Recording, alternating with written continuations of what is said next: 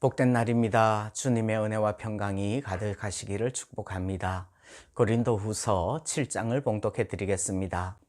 그런즉 사랑하는 자들아, 이 약속을 가진 우리는 하나님을 두려워하는 가운데서 거룩함을 온전히 이루어 육과 영의 온갖 더러운 것에서 자신을 깨끗하게 하자. 마음으로 우리를 영접하라. 우리는 아무에게도 불의를 행하지 않고 아무에게도 해롭게 하지 않고 아무에게서도 속여 빼앗은 일이 없노라. 내가 이 말을 하는 것은 너희를 정죄하려고 하는 것이 아니라 내가 이전에 말하였거니와 너희가 우리 마음에 있어 함께 죽고 함께 살게 하고자 함이라. 나는 너희를 향하여 담대한 것도 많고 너희를 위하여 자랑하는 것도 많으니 내가 우리의 모든 환난 가운데서도 위로가 가득하고 기쁨이 넘치는도다. 우리가 마게도냐에 이르렀을 때에도 우리 육체가 편하지 못하였고 사방으로 환난을 당하여 밖으로는 다툼이요 안으로는 두려움이었노라. 그러나 낙심한 자들을 위로하시는 하나님이 디도가 옴으로 우리를 위로하셨으니 그가 온 것뿐 아니요 오직 그가 너희에게서 받은 그 위로로 위로하고 너희의 사모함과 애통함과 나를 위하여 열심히 있는 것을 우리에게 보고함으로 나를 더욱 기쁘게 하였느니라. 그러므로 내가 편지로 너희를 근심하게 한 것을 후회하였으나 지금은 후회하지 아니함은 그 편지가 너희로 잠시만 근심하게 한 줄을 알미라.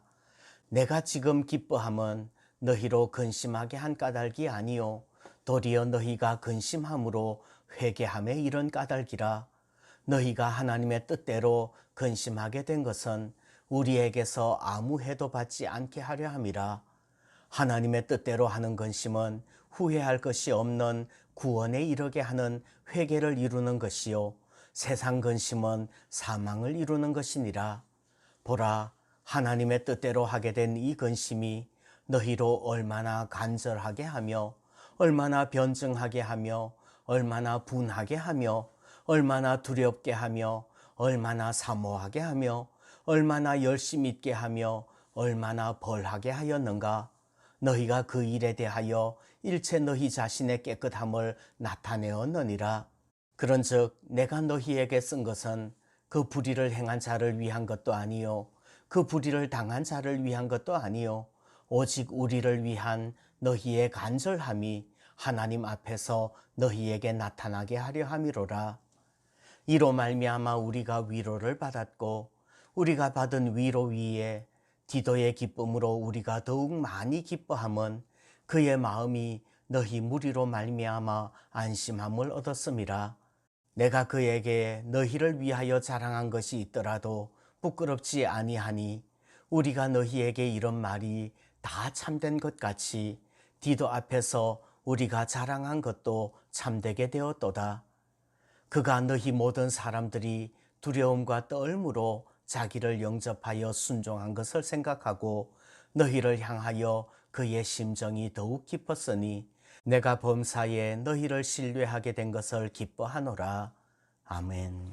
오늘 8절부터 11절까지 4절 안에 근심이라는 단어가 8번 나옵니다. 그런데 근심에는 2가지 종류의 근심이 있어요. 10절 말씀을 보시면 하나님의 뜻대로 하는 근심은 후회할 것이 없는 구원에 이르게 하는 회개를 이루는 것이요 세상 근심은 사망을 이루는 것이니라 말씀을 합니다. 첫 번째, 세상 근심이죠. 세상 근심은 사망을 이루는 거예요. 그러면 세상 근심이라는 것은 어떤 건가요? 예수님을 알지 못하고 천국의 소망이 없는 사람들이 이 세상만이 인생의 전부인 줄 알고 하는 근심, 그런 근심이 세상 근심이에요. 무엇을 먹을까, 무엇을 마실까, 무엇을 입을까 근심하는 근심이지요. 육신의 정욕과 안목의 정욕과 이생의 자랑에 대한 근심이 세상 근심입니다. 그것은 다 지나갈 것입니다. 이 세상도 그 정욕도 지나가고요. 오직 하나님의 뜻을 행하는 자만 영원히 서게 될 줄 믿습니다. 육신적인 편안함과 쾌락을 추구하는 근심, 자기 관점만 추구하면서 자기 만족만 도모하는 근심, 그리고 사람들에게 인정받고 자랑하고 싶어서 나오는 근심, 그런 세상 근심은 결국 이 땅의 것들만을 추구하는 모든 것들이죠. 두 번째는 하나님의 뜻대로 하는 근심이에요. 하나님의 뜻대로 하는 근심은 구원에 이르는 회개를 이룰 것입니다. 그러면 하나님의 뜻대로 하는 근심은 어떤 근심인가요? 자기 자신이 좀 더 거룩해지기 위하여서 근심하는 근심이죠. 내가 어떻게 하면 죄 짓지 않고 거룩하게 살 수 있을까? 다윗은요, 사무엘하 11장에서 밧세바 사건이 있은 다음에 회개합니다. 하나님이여, 내 속에 정한 마음을 창조하시고 내 안에 정직한 영을 새롭게 하소서. 이런 근심이죠. 바울은요, 원하는 바 선은 행하지 아니하고 원하지 아니하는 바 악을 행하는 자기 자신의 모습을 보면서 오호라, 나는 공고한 사람이로다. 이 사망의 몸에서 누가 나를 건져내랴. 이렇게 근심하는 것입니다. 그리고 하나님의 뜻대로 하는 근심은 형제들의 구원을 위해서 근심하는 근심, 전도를 위한 근심도 하나님의 뜻대로 하는 근심이지요. 아브라함은요, 소돔성을 멸하러 가시는 하나님을 만나서 조카 롯을 구하기 위해서 하나님 앞에서 근심하지요. 바울은요, 형제와 고륙과 친척을 위해서는 자신이 저주를 받는다고 하더라도 원한다고 말씀을 합니다.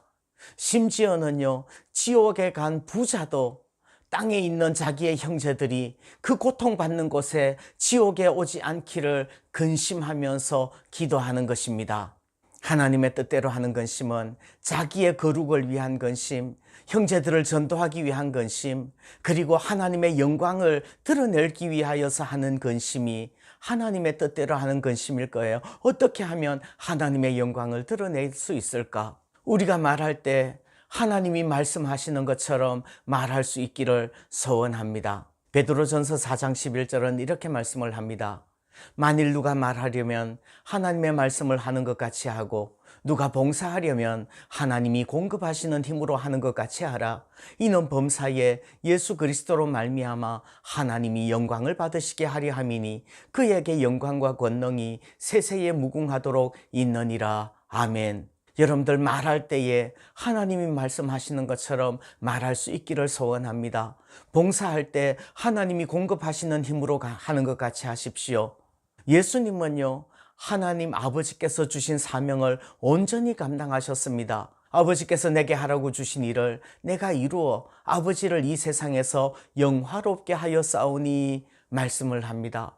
하나님을 영화롭게 하기 위해서 하나님의 뜻대로 근심할 수 있기를 원합니다. 그렇게 할 때에 그 근심이 우리의 회개를 이룰 것입니다. 왜요? 근심하면 근심할수록, 노력하면 노력할수록 우리가 온전하지 못하고 완벽하지 못함을 깨닫기 때문이에요. 그렇게 근심할 때 주께서 우리에게 은혜 주실 줄 믿습니다.